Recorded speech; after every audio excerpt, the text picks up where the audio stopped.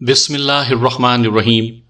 سامعین کرام، آپ سن رہے ہیں اردو کہانی چور بازار، جس کے مصنف ہیں اثر نعمانی، اور یہ اس سلسلے کی آخری اور قسط نمبر 5 ہے۔ مجھے امید ہے آپ کو میری یہ کاوش پسند آئی ہوگی۔ آپ نے اگر ابھی تک میرا چینل کہانی گھر سبسکرائب نہیں کیا تو ابھی میرے چینل کو سبسکرائب کر کے بیل نوٹیفیکیشن آن کر لیجئے، تاکہ آنے والی ہر نئی کہانی کی اطلاع بر وقت آپ تک پہنچ سکے۔ آپ کی اطلاع کے لیے عرض کرتا چلوں کہ اس کہانی کی تمام اقساط بالترتیب سننے کے لیے ڈسکرپشن میں مکمل پلے لسٹ کا لنک موجود ہے۔ 2 لاکھ آپ نے دینے کا وعدہ کیا تھا؟ بالکل نہیں، 2 لاکھ کی بات تو اس صورت میں ہوئی تھی کہ دوسرے لوگ بھی شامل ہو جائیں، اور وہ ہو گئے۔ گویا اب 1 لاکھ میرے اور 1 لاکھ دوسرے دکانداروں کے، 2 لاکھ تمہیں پیش کر دیے جائیں گے۔ آپ کہتے ہیں تو مانے لیتا ہوں، ورنہ مجھے تو 2 لاکھ کی بات ہی یاد تھی، اختر نے کہا، اور پھر گھڑی دیکھتے ہوئے بولا، اچھا اب اجازت دیجئے، میں ایک ضروری کام سے جا رہا تھا۔ تحقیقات کے سلسلے میں؟ جی ہاں۔ تو پھر ضرور جاؤ، شاہ صاحب نے جلدی سے کہا۔ اختر ان سے ہاتھ ملا کر ٹیکسی سٹینڈ کی طرف بڑھ گیا۔ سٹینڈ پر اس وقت کئی ٹیکسیاں خالی کھڑی ہوئی تھیں۔ اس نے ایک ٹیکسی پکڑی اور ڈرائیور سے پولیس اسٹیشن چلنے کے لیے کہا۔ 15 منٹ بعد وہ ریاض کے آفس میں داخل ہو رہا تھا۔ میں تو تمہارے لیے تلاش گمشدہ کا اشتہار دینے والا تھا، انسپیکٹر ریاض نے اختر کو دیکھتے ہی کہا۔ بھلے آدمی، یہ کوئی طریقہ ہے کہ تحقیقاتی عدالت کے اجلاس کے بعد آج مل رہے ہو؟ ہاں، کچھ ایسی ہی مصروفیت رہی کہ تم سے ملاقات نہیں ہو سکی، اختر نے بیٹھتے ہوئے جواب دیا۔ اچھا خیر، یہ بتاؤ کہ جس سلسلے میں آئے تھے اس میں بھی کوئی کامیابی ہوئی یا نہیں؟ اسی سلسلے میں کچھ باتیں معلوم کرنے آیا ہوں۔ کیسی باتیں؟ پہلی بات یہ کہ مارکیٹ پر تمہارے آدمیوں کی نگرانی کس وقت سے شروع ہوتی ہے؟ اختر نے پوچھا۔ مارکیٹ بند ہوتے ہی 2 کانسٹیبل پہنچ جاتے ہیں، ریاض نے جواب دیا، مگر اصل نگرانی عموماً 10 بجے سے شروع ہوتی ہے۔ کیوں کی کیا بات ہے؟ ریاض نے کہا، ارے بھائی 10-11 بجے تک تو لوگوں کی آمد و رفت جاری ہی رہتی ہے، پھر ہمارے پاس اتنے آدمی تو ہیں نہیں کہ ہم ڈبل شفٹ کا انتظام کریں۔ جو آدمی بھیجے جاتے ہیں انہیں صبح کے 6 بجے تک ڈیوٹی دینا پڑتی ہے۔ اب یہ تو میں کرنے سے رہا کہ ان سے 12 گھنٹے کی ڈیوٹی لوں، جبکہ ان میں سے بیشتر دن میں بھی کام کر چکے ہوتے ہیں۔ آج کل بھی یہ نگرانی جاری ہے؟ نہیں، کچھ عجیب سا اتفاق ہے کہ جب سے تم آئے ہو چوریاں بند ہو گئی ہیں، ریاض نے مسکراتے ہوئے بتایا۔ میں نے آج 2 دن سے نگرانی ختم کروا دی ہے۔ ویسے اس کا کوئی فائدہ بھی تو نہیں تھا۔ اب تو مانو گے کہ مجرموں پر تم سے زیادہ میرا رعب ہے۔ میرا خیال کچھ زیادہ غلط بھی نہیں ہے، اختر نے سنجیدگی سے جواب دیا۔ ممکن ہے آج رات ہی اس ڈرامے کا ڈراپ سین ہو جائے۔ اچھا یہ بتاؤ کہ تمہارے جو آدمی نگرانی کرتے ہیں ان میں سے کوئی اس وقت یہاں موجود ہے؟ کیا کرو گے؟ اس سے ایک تو باتیں معلوم کرنا ہے۔ کیسی باتیں؟ سب کچھ تمہارے سامنے ہی ہوگا، تم اسے بلاؤ تو صحیح۔ ریاض اٹھ کر آفس سے باہر چلا گیا، پھر واپس آیا تو اس کے ساتھ ایک کانسٹیبل بھی تھا۔ یہ کانسٹیبل ایوب خان ہے، اس نے اختر کو بتایا، اور پھر ایوب کی طرف دیکھ کر بولا، یہ اختر صاحب ایک پرائیویٹ سراغ رساں اور میرے دوست ہیں۔ اکبر مارکیٹ کی نگرانی کے بارے میں تم سے چند سوالات کرنا چاہتے ہیں۔ تمہیں جو کچھ معلوم ہو اسے چھپانے کی کوشش مت کرنا۔ یہ کہہ کر ریاض اپنی کرسی پر آ کر بیٹھ گیا۔ تم بتا سکتے ہو کہ مارکیٹ کی تمام دکانیں کس وقت تک بند ہو جاتی تھیں؟ اختر نے پوچھا۔ میں نے ابھی تو تمہیں بتایا، ریاض نے کہنا چاہا، مگر اختر نے اسے روک دیا۔ مجھے معلوم ہے کہ قانونی طور پر دکانوں کو 8 بجے بند ہو جانا چاہیے، اس نے کہا، مگر عملی طور پر 100% اسی پر عمل نہیں ہوتا۔ اتنے بڑی مارکیٹ میں 2-4 دکاندار ایسے ضرور ہوں گے جو کسی نہ کسی وجہ سے کچھ دیر سے جاتے ہیں۔ میں انہی کے بارے میں معلوم کرنا چاہتا ہوں۔ ہم لوگ عموماً 10 بجے اپنی ڈیوٹی پر جاتے تھے اور اس وقت سب دکانیں بند ہو چکی ہوتی تھیں، ایوب خان نے جواب دیا۔ سب دکانیں؟ اختر نے سب پر زور دے کر پوچھا۔ دوسرے الفاظ میں تم لوگوں کے علاوہ مارکیٹ میں کوئی ایک فرد بھی موجود نہیں ہوتا تھا؟ جی ہاں، سب ہی لوگ، ایوب خان کہتے کہتے رک گیا، غور سے اختر کی طرف دیکھا۔ آپ کا مطلب صرف دکانداروں سے ہیں یا اس میں میونسپلٹی والے بھی شامل ہیں؟ میں نے کسی ایک بھی فرد کے بارے میں پوچھا ہے۔ جہاں تک دکانداروں کا تعلق ہے تو وہ تو سب ہی 8:30 بجے یا زیادہ سے زیادہ 9 بجے دکانیں بند کر دیا کرتے تھے، ایوب نے بتایا، مگر انجینئر صاحب کے دفتر میں کبھی کبھی رات کے 11 بجے تک بھی کام ہوتا رہتا ہے۔ کیا دفتر کا پورا عملہ اتنی رات تک کام کرتا ہے؟ اختر نے پوچھا۔ جی نہیں، بابو لوگ تو 5 بجے ہی جاتے ہیں، مگر انجینئر صاحب اور ان کے ساتھی دیر تک کام کرتے ہیں۔ تمہیں کیسے معلوم کہ کام ہی کرتے ہیں؟ اختر نے سوال کیا۔ کیا تم نے کبھی اپنے گشت کے دوران وہاں جا کر دیکھا ہے؟ اس سوال پر ریاض نے ایک ہلکا سا کہا لگایا۔ کہیں تم یہ تو نہیں کہنا چاہتے کہ ظہیر خان اور ان کے ساتھی انجینئر ہی مارکیٹ میں چوریاں کرتے رہتے ہیں؟ اس نے پرمذاق لہجے میں کہا۔ بھلے آدمی، دفتر میں کام نہ ہو تو کسی کو اتنی دیر تک رکنے کی کیا ضرورت ہے؟ تم میرے سوال کا جواب دو۔ اختر نے ریاض کے مذاق کو نظر انداز کرتے ہوئے کانسٹیبل ایوب سے کہا۔ جی میں نے کبھی دفتر میں جا کر تو نہیں دیکھا، ایوب نے جواب دیا۔ انجینئر صاحب کی کار بھی موجود رہتی ہوگی؟ جی ہاں۔ کبھی تم نے انہیں دفتر سے اپنے سامنے کار میں رخصت ہوتے دیکھا؟ جی نہیں، ایوب نے بتایا۔ آپ کو معلوم ہی ہوگا کہ ان کا دفتر بڑے گیٹ کے بالکل سامنے ہے۔ جب تک ہمیں دفتر کی بجلی جلتی نظر آتی رہتی تھی، ہم زیادہ تر مارکیٹ کے دوسرے حصوں کی جانب گشت لگاتے رہتے تھے۔ ظاہر ہے کہ ان کی موجودگی میں تو کوئی چور ادھر سے آ نہیں سکتا تھا۔ پھر جب وہ لوگ چلے جاتے تھے تو ہم اس طرف بھی پہرا دینے لگتے تھے۔ یہ بات تم نے اپنے طور پر سوچ لی تھی یا تمہیں کسی نے اس کا مشورہ دیا تھا؟ سب انسپیکٹر صاحب نے کہا تھا۔ کون سب انسپیکٹر؟ دلاور بیگ صاحب۔ خوب، اب تم جا سکتے ہو، اختر نے کہا۔ ایوب سلام کر کے چلا گیا۔ اختر نے سگریٹ سلگاتے ہوئے ریاض کی طرف دیکھا۔ تم نے دلاور بیگ کے سلسلے میں کیا کیا؟ کچھ نہیں، میرے کوئی قدم اٹھانے سے پہلے ہی ڈی ایس پی نے اس کا تبادلہ دیہات میں کر دیا، ریاض نے بتایا۔ اور ظاہر ہے کہ تم ان سے یہ پوچھنے کی ہمت نہیں کر سکتے تھے کہ اس اچانک تبادلے کی ضرورت کیوں پیش آئی، نیز یہ کہ انہوں نے از خود کیا ہے یا کسی کے دباؤ سے؟ ظاہر ہے۔ اچھا، آج شام کو تم کیا کر رہے ہو؟ کیا مطلب؟ میرا مطلب ہے کوئی خاص مصروفیت تو نہیں ہے؟ نہیں تو پھر ایسا کرنا کہ 9 بجے کے بعد تم خود اپنی میت میں 8-10 کانسٹیبل لے کر مارکیٹ کی نگرانی کرنا۔ کیوں؟ کیا آج رات پھر کسی چوری کا امکان ہے؟ ریاض نے دلچسپی سے پوچھا۔ چوری کا نہیں، قتل کا۔ قتل؟ ریاض چونکا۔ کس کا؟ میرا، اختر نے سادگی سے جواب دیا۔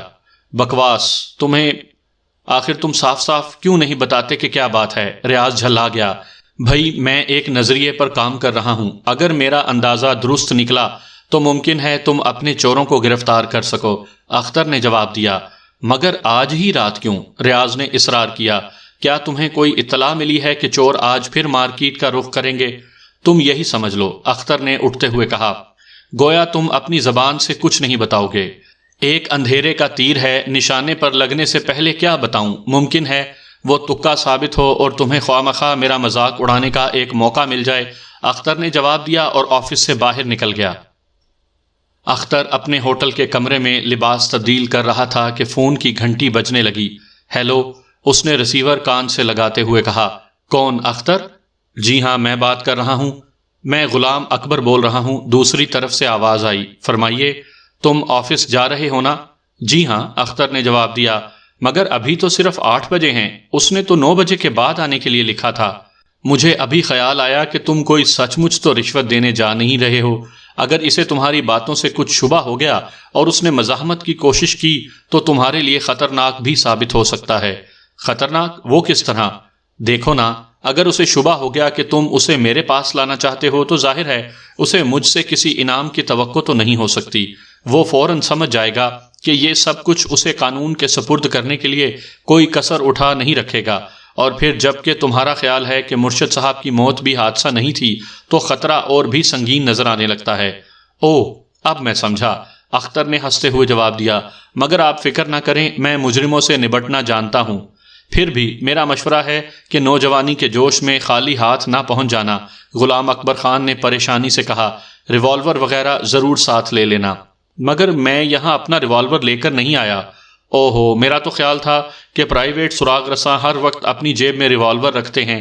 جی ہاں، مگر صرف وہ سراغ رساں جنہیں اپنے آپ پر بھروسہ نہیں ہوتا۔ میں بلا ضرورت آتشی اسلحہ استعمال کرنے کا قائل نہیں ہوں۔ پھر بھی آپ اطمینان رکھیں، اگر اس نے کوئی شرارت کی تب بھی مجھے نقصان نہیں پہنچ سکے گا۔ میں اسے ٹھیک 10 بجے آپ کے سامنے پیش کر دوں گا۔ بہت اعتماد ہے اپنے آپ پر۔ غلام اکبر خان کے لہجے میں کسی قدر طنز کی آمیزش بھی تھی۔ تم آج پولیس اسٹیشن گئے تھے؟ جی ہاں، آپ کو کیسے معلوم ہوا؟ میں نے ادھر سے گزرتے ہوئے تمہیں پولیس اسٹیشن سے باہر دیکھا تھا۔ آپ جانتے ہیں کہ انسپیکٹر ریاض میرا دوست ہے، اختر نے جواب دیا۔ میں ادھر کئی دن سے اس سے ملا نہیں تھا۔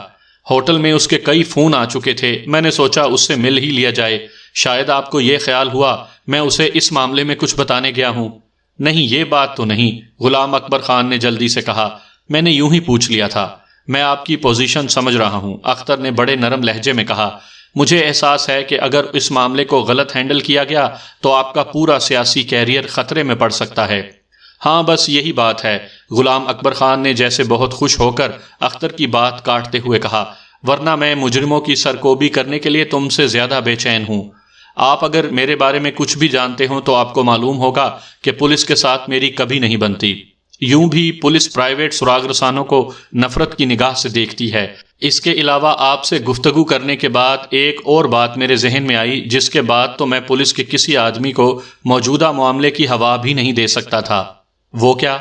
آپ بدعنوانی کے مرتکب انجینئرز کو برطرف کرنے کے بعد انہیں پولیس کے سپرد کرتے ہوئے کہہ سکتے ہیں کہ آپ کو کچھ شبہ ہوا تھا اور آپ نے اس شبے کی تصدیق کے لیے پوشیدہ طور پر میری خدمات حاصل کی تھیں۔ یہ بات ایک طرف عوام میں آپ کی ہوشیاری اور معاملہ فہمی کا سکہ بٹھا دے گی، وہیں مجھے بھی کچھ اچھی پبلسٹی مل جائے گی۔ آخر میں ایک پیشہ ور جاسوس ہوں، اپنی محنت کا کریڈٹ پولیس کی جھولی میں کیوں ڈالوں؟ گڈ، غلام اکبر خان بے تحاشا خوش ہو کر بولے، مجھے خود تم بھی کچھ کم ہوشیار اور معاملہ فہم نہیں معلوم ہوتے۔ اختر نے ایک ہلکا کہا لگایا، آپ ہی جیسے تجربے کار لوگوں سے سیکھا ہے۔ اس نے ہنستے ہوئے جواب دیا، تو پھر 10 بجے آ رہے ہو؟ ضرور، اختر نے یقین دلایا۔ غلام اکبر خان نے خدا حافظ کہتے ہوئے سلسلہ منقطع کر دیا۔ نہ جانے کیوں اختر رسیور رکھ رہا تھا تو اس کے ہونٹوں پر ایک پر اسرار مسکراہٹ رقص کر رہی تھی۔ اختر نے چیئرمین صاحب سے فون پر کچھ بھی کہا ہو، مگر وہ ٹھیک 8:05 پر ہوٹل سے نکل گیا اور 8:20 پر وہ اکبر مارکیٹ کے گیٹ میں داخل ہو رہا تھا۔ بیشتر دکانیں بند ہو چکی تھیں اور ایک دو جو کھلی تھیں وہ بھی بند ہوتی جا رہی تھیں۔ انجینئرنگ ڈپارٹمنٹ کے آس پاس کوئی دکان کھلی ہوئی نہیں تھی۔ اختر نے اطمینان سے اپنی ماسٹر چابی سے، جو ایک عجیب طرح کی مڑی ہوئی تار جیسی صورت کی تھی، بیرونی دروازے کا قفل کھولا اور اندر داخل ہو گیا۔ وہ سیدھا چیف انجینئر ظہیر خان کے کمرے کی طرف بڑھ گیا۔ دروازہ کھلا ہوا تھا۔ اس نے اندر داخل ہو کر بجلی روشن کی، اپنا کوٹ اور ہیٹ اتارا، میز کے سامنے پڑی ہوئی کرسی کو اس طرح رکھا کہ اس کی پشت دروازے کی جانب ہو گئی، پھر دیواروں پر لٹکتے ہوئے 2-3 چارٹ اتارے، انہیں لپیٹ کر رول کی شکل دی، 2-4 رولوں کی مدد سے اپنا کوٹ کرسی کی پشت کے سہارے کھڑا کر دیا اور ایک چارٹ کے اوپر ہیٹ رکھ کر کوٹ کے اوپر ٹکا دیا۔ کچھ اس طرح کے دروازے سے داخل ہونے والے کو یہی نظر آتا جیسے کوئی شخص کرسی پر بیٹھا ہوا ہو۔ اس کام سے فارغ ہو کر اس نے رسٹ واچ پر نگاہ ڈالی تو 9 بجنے میں 20 منٹ باقی تھے۔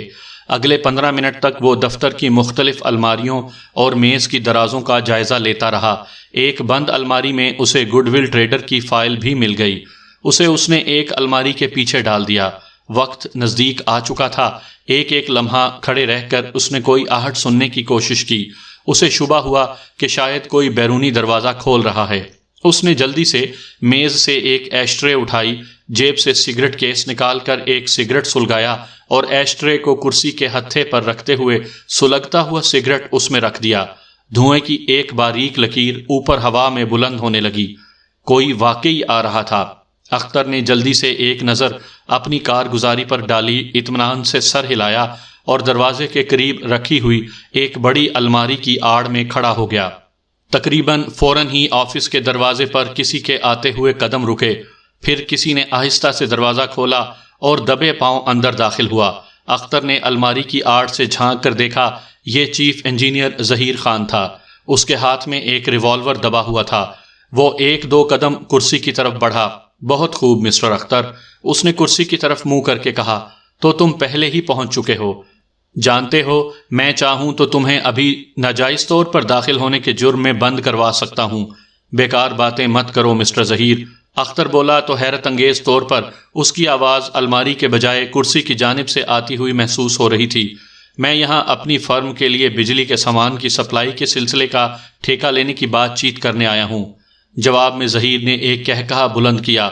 تم سمجھتے ہو کہ میں تمہارے اس فریب میں آ جاؤں گا؟ اس نے کہا، کیا مجھے معلوم نہیں کہ تم ایک پرائیویٹ سراغ رساں ہو اور کسی فرم سے تمہارا تعلق اتنا ہی ہو سکتا ہے جتنا مثال کے طور پر میرا پولیس ڈپارٹمنٹ سے ہے؟ آج کل سراغ رسانی کے پیشے میں اتنی آمدنی نہیں ہوتی کہ گھر کا خرچ چل سکے۔ میں سائیڈ بزنس کے طور پر کچھ دوسرے کام بھی کرتا ہوں۔ اختر نے جواب دیا، مجھے بہلانے کی کوشش مت کرو، مجھے معلوم ہے کہ تم اب تک کیا کرتے رہے ہو اور اب کیا کرنا چاہتے ہو۔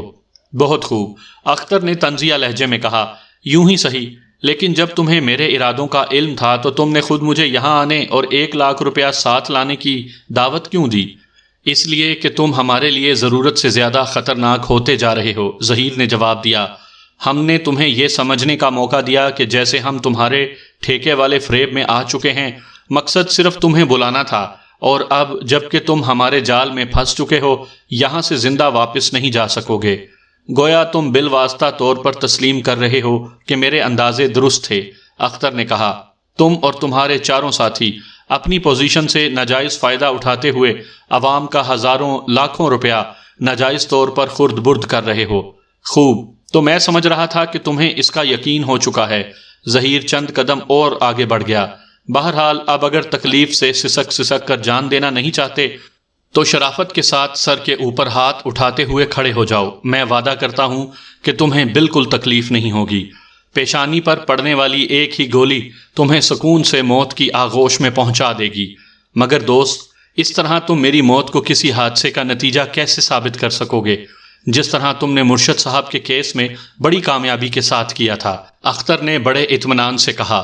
بہت جیدار بن رہے ہو، شاید یہ ظاہر کرنا چاہتے ہو کہ موت کو اتنے قریب دیکھ کر بھی گھبرانا نہیں جانتے، ظہیر نے بڑے طنزیہ لہجے میں کہا، پھر ایک دم چیخ کر بولا، میں کہتا ہوں زیادہ باتیں بنانے کی ضرورت نہیں ہے، کھڑے ہو جاؤ، اگر ہمت ہے تو خود قریب آ کر اپنا حکم منوا لو۔ اختر نے جواب دیا۔ ظہیر تاؤ کھاتا ہوا کرسی کے قریب جا پہنچا اور جھلا کر ایک ہاتھ اپنی دانست میں اختر کے سر پر رسید کیا، مگر دوسرے لمحے اس کی حیرت دیکھنے کے قابل تھی۔ ہیٹ اچھل کر دور جا گرا تھا اور اسی کے ساتھ کوٹ اور ایش ٹرے بھی کرسی سے نیچے گر گئے تھے۔ اب اسے معلوم ہوا کہ اتنی دیر سے وہ محض اختر کے ہیٹ اور کوٹ سے باتیں کرتا رہا ہے، مگر پھر یہ جوابات کون دے رہا تھا؟ وہ صورتحال کا اندازہ کر کے گھومنا ہی چاہتا تھا کہ اختر نے انتہائی پھرتی سے آگے بڑھ کر اس کی کمر سے اپنا فاؤنٹین پین لگا دیا۔ خبردار، وہ تحکمانہ لہجے میں بولا، کوئی حرکت کی اور میرے ریوالور کی گولی تمہارے سینے کے پار ہوئی، ریوالور پھینک دو۔ ظہیر خان نے بڑی فرما برداری سے اس کے حکم کی تعمیل کی۔ وہ اچانک بڑا گھبرایا ہوا نظر آنے لگا تھا۔ اختر نے اسے ایک دھکا دیا اور خود جلدی سے جھک کر اس کا ریوالور اٹھا لیا۔ تم اب کیا کرنا چاہتے ہو؟ ظہیر نے پوچھا۔ پولیس کو فون کرنا چاہتا ہوں، اختر نے فون کی طرف بڑھتے ہوئے کہا۔ مگر تم نے؟ میں نے تو چیئرمین صاحب سے وعدہ کیا تھا کہ تمہیں پہلے ان کے پاس لے کر جاؤں گا، یہی کہنا چاہتے ہو نا؟ اختر نے اس کی بات کاٹتے ہوئے کہا۔ مگر ایک دلچسپ سوال پیدا ہوتا ہے کہ میں نے جو کچھ چیئرمین صاحب سے کہا تھا اس کی اطلاع تمہیں کیسے ہوئی؟ میں یہ نہیں، کچھ اور کہنا چاہتا تھا، ظہیر نے سنبھلتے ہوئے جواب دیا۔ کیا؟ دیکھو اختر، تم کوئی پولیس کے جاسوس تو ہو نہیں، ظہیر بولا۔ کیا ہم لوگ کوئی معاملے کی بات نہیں کر سکتے؟ کیسی بات؟ یہی کہ تم مجھ سے جتنا روپیہ چاہتے ہو لے لو اور اس معاملے کو یہیں ختم کر دو۔ کتنا روپیہ دے سکتے ہو؟ جتنا تم چاہو۔ میں اگر 5 لاکھ کہوں تو؟ 5 لاکھ؟ ظہیر چونکا۔ تم نے مجھے کوئی کروڑ پتی سمجھ رکھا ہے کیا؟ اس سے بھی زیادہ، اختر نے جواب دیا۔ میرے اندازے کے مطابق تم نے 50 لاکھ روپے تو صرف مارکیٹ کی چوریوں سے کمائے ہیں، اور خدا معلوم کب سے میونسپلٹی کا روپیہ ہضم کر رہے ہو۔ مارکیٹ کی چوریاں؟ ظہیر سچ مچ اچھل پڑا۔ کیا مطلب؟ اب تم مجھے اتنا ہی سادہ لو سمجھ رہے ہو کہ میں یہ اندازہ نہیں لگا سکتا کہ وہ زائد سیمنٹ، لوہا، بجری اور دوسرا عمارتی سامان کہاں خرچ ہوا ہے؟ اختر نے جواب دیا۔ تم آج بہت بہکی باتیں کر رہے ہو، ان چیزوں کا مارکیٹ کی چوری سے کیا تعلق؟ بہت گہرا تعلق ہے میرے دوست، اختر نے جواب دیا۔ میں تسلیم کرتا ہوں کہ یہ بات بہت دیر سے میری سمجھ میں آئی، مگر اس کے علاوہ مارکیٹ میں ہونے والی چوریوں کا کوئی حل نہیں ہو سکتا۔ آخر بغیر دروازے کھولے دکانوں میں اور کس طرح داخل ہوا جا سکتا ہے؟ میں نہیں جانتا کہ تم کیا الٹی سیدھی باتیں کر رہے ہو، ظہیر نے ناگواری سے کہا۔ البتہ اتنا ضرور کہہ سکتا ہوں کہ مجھے پولیس کے سپرد کر کے تمہیں ذاتی طور پر کچھ حاصل نہیں ہو سکتا۔ جبکہ میں تمہاری زبان بند رکھنے کی قیمت 5 لاکھ روپیہ تک ادا کر سکتا ہوں۔ صرف 5 لاکھ؟ خیر چلو یوں ہی صحیح۔ گویا تم آمادہ ہو؟ ہاں، مگر ایک شرط پر۔ وہ کیا؟ یہ کہ آئندہ دکانوں سے جو کچھ بھی چرایا جائے اس میں میرا حصہ بھی نکالا جائے، کم سے کم 1/3 حصہ۔ پھر وہی مرغے کی ایک ٹانگ۔ میں کہہ رہا ہوں کہ میرا ان چوریوں سے کوئی تعلق نہیں۔ تم جھوٹ بکتے ہو، اختر نے غصے سے کہا۔ کیا تمہیں اس بات سے انکار ہے کہ وہ زائد عمارتی سامان تم نے مارکیٹ کے اندر خفیہ تہہ خانوں اور چور دروازوں کی تعمیر میں خرچ کیا ہے؟ ان چور دروازوں کے ذریعے تم ہر دکان میں داخل ہو سکتے ہو اور… ریوالور پھینک دو اختر۔ اچانک پیچھے سے ایک بھاری آواز آئی۔ مجھے اندازہ نہیں تھا کہ تم اتنے خطرناک طور پر ذہین ہو، ورنہ تم وہیں اپنی کوٹھی میں مجھے جان سے مار ڈالتے۔ اختر نے گھومے بغیر جواب دیا۔ تم نے اسٹیج پر آنے میں کافی تاخیر کر دی غلام اکبر خان، میں تو بہت دیر سے تمہارا منتظر تھا۔ میں کہتا ہوں ریوالور پھینک دو۔ غلام اکبر خان نے آگے بڑھ کر ریوالور اختر کی کن پٹی پر لگا دیا۔ جو حکم چیئرمین صاحب۔ اختر نے ریوالور زمین پر ڈال دیا۔ یہ شخص ہمارے لیے انتہائی خطرناک بن چکا ہے، ظہیر نے ریوالور اٹھاتے ہوئے کہا۔ اسے فوراً گولی مار دیجئے۔ ضرور، مگر چند باتیں معلوم کرنے کے بعد، غلام اکبر خان نے مسکراتے ہوئے کہا۔ سب سے پہلے میں یہ جاننا چاہوں گا کہ تمہیں مجھ پر شبہ کیسے ہوا؟ اب ان باتوں کی کیا ضرورت؟ ظہیر خان نے کہنا چاہا۔ تم احمق ہو، غلام اکبر خان نے بات کاٹ دی۔ ہمیں اپنا وہ کمزور پہلو معلوم کرنا ہی چاہیے۔ آج اگر اختر ہمیں پہچان سکتا ہے تو کل کوئی اور بھی یہ کوشش کر سکتا ہے۔ وہ ریوالور ہلاتے ہوئے اختر کی طرف متوجہ ہوا۔ تم نے میرے سوال کا جواب نہیں دیا۔ تمہاری پہلی بڑی غلطی یہ تھی کہ تم نے چوریوں کے سلسلے میں بہت زیادہ ہوشیار بننے کی کوشش کی، کسی بیرونی حل کی تمام راہیں مسدود کر دیں۔ اپنے آپ کو محفوظ رکھنا چاہتے تھے تو تمہیں کوئی مشکوک شخصیت ایسی پیدا کرنا تھی یا ایسے مصنوعی سراغ فراہم کرنا تھے جس سے یہ سمجھا جاتا کہ چوریاں کوئی خاص شخص یا گروہ بیرونی طور پر کر رہا ہے۔ آخر بند دکانوں سے چیزیں آپ سے آپ تو غائب نہیں ہو سکتی۔ اگر کوئی بیرونی سراغ موجود نہیں ہے تو لا محالہ مجرم کہیں اندر ہی موجود ہوگا۔ تمہاری دوسری غلطی یہ تھی کہ تم نے زائد عمارتی سامان کا خرچ بھی خود برداشت کرنے کے بجائے کمیٹی کے خزانے سے پورا کیا۔ اس کے لیے تمہیں اپنے ریکارڈ میں صحیح اعداد و شمار کو دیکھ کر کوئی بھی شبہ کر سکتا تھا کہ اتنا سامان صرف مارکیٹ کی تعمیر میں خرچ نہیں ہو سکتا۔ اتنا کہہ کر اختر رکا، مسکرا کر غلام اکبر خان کی طرف دیکھا۔ البتہ تم نے اپنے آفس میں مجھ سے جھگڑا کرنے کا جو ڈرامہ کھیلا تھا وہ بڑی اچھی ترکیب تھی۔ کچھ دیر کے لیے میں بھی اس شبے میں مبتلا ہو گیا کہ کہیں واقعی یہ سب کچھ تمہارے علم کے بغیر ہی نہ ہو رہا ہو، اور اسی بات کو پرکھنے کے لیے میں نے تمہاری کوٹھی میں دعوت کی تجویز پیش کی تھی۔ اگر تم مجرموں کے سرغنہ تھے تو میری زبان سے تمہیں باتیں سننے کے بعد تمہارا اپنے ساتھیوں سے رابطہ قائم کرنا ضروری تھا۔ میں چاہتا تھا کہ یہ رابطہ میرے سامنے قائم ہو۔ میرے پاس ایک چھوٹا سا آلہ تھا، اس کا دائرہ کار چند گز سے زیادہ نہیں تھا۔ ہم سراغ رساں اس آلے کو بند کمروں کے اندر ہونے والی گفتگو کو سننے کے لیے استعمال کرتے ہیں۔ تم سب کی ایک ہی جگہ موجودگی کی صورت میں اس سے کام لے کر تمہاری باہمی گفتگو سن سکتا تھا۔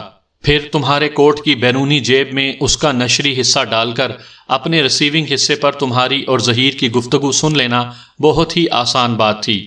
مجھے یوں حیرت سے مت دیکھو، میں جانتا ہوں کہ تم اس کی موجودگی سے باخبر نہیں ہو سکے۔ وہ جس ہوشیاری اور صفائی سے تمہارے کوٹ کی جیب میں ڈالا گیا تھا اسی ہوشیاری سے نکال بھی لیا گیا تھا۔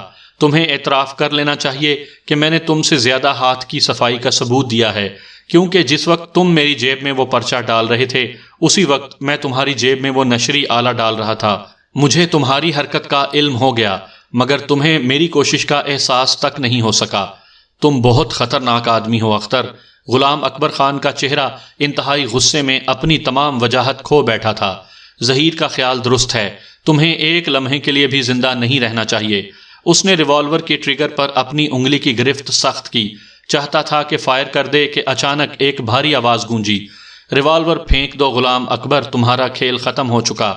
غلام اکبر خان نے پلٹ کر دیکھا اور اس کا چہرہ کسی لاش کی مانند سفید ہو گیا۔ کمرے کے دروازے پر انسپیکٹر ریاض ریوالور تانے کھڑا تھا اور اس کے پیچھے کئی مسلح کانسٹیبل رائفلیں سنبھالے موجود تھے۔ ارے آپ کب واپس آئے؟ سیما کے بڑھتے ہوئے قدم رک گئے۔ اختر بڑے آرام سے اپنے آفس میں کرسی پر بیٹھا ہوا اخبار پڑھ رہا تھا۔ بس ابھی چلا آ رہا ہوں۔ اختر نے مسکراتے ہوئے جواب دیا۔ شاہ صاحب کے کیس کا کیا بنا؟ سیما نے پوچھا۔ کل مینیجر صاحب کا فون آیا تھا، وہ شکایت کر رہے تھے کہ ہم ہمیشہ دیر سے کرایہ ادا کرتے ہیں اور یہ لو انہیں بینک میں جمع کروا دو۔ اختر نے جیب سے 1 لاکھ کے 2 چیک نکال کر سیما کی طرف اچھال دیے۔ او مائی گڈنس! سیما چیک کی رقم دیکھ کر اچھل پڑی۔ 2 لاکھ؟ کم ہے نا؟ مگر تم جانتی ہو کہ کاروباری لوگ کس ذہنیت کے مالک ہوتے ہیں۔ یہ بھی بڑی مشکل سے دیے ہیں، اور اس طرح جیسے حاتم کی قبر پر لات مار رہے ہوں۔ کیا کیا جائے، مجبوری ہے۔ میں تو پہلے ہی کہہ رہا تھا کہ اس سراغ رسانی کے پیشے میں کچھ نہیں رکھا۔ سوچ رہا ہوں کہ اس مرتبہ میں بھی مقامی بلدیہ کے الیکشن میں کھڑا ہو جاؤں۔ سیما حیرت سے اختر کی صورت دیکھ رہی تھی۔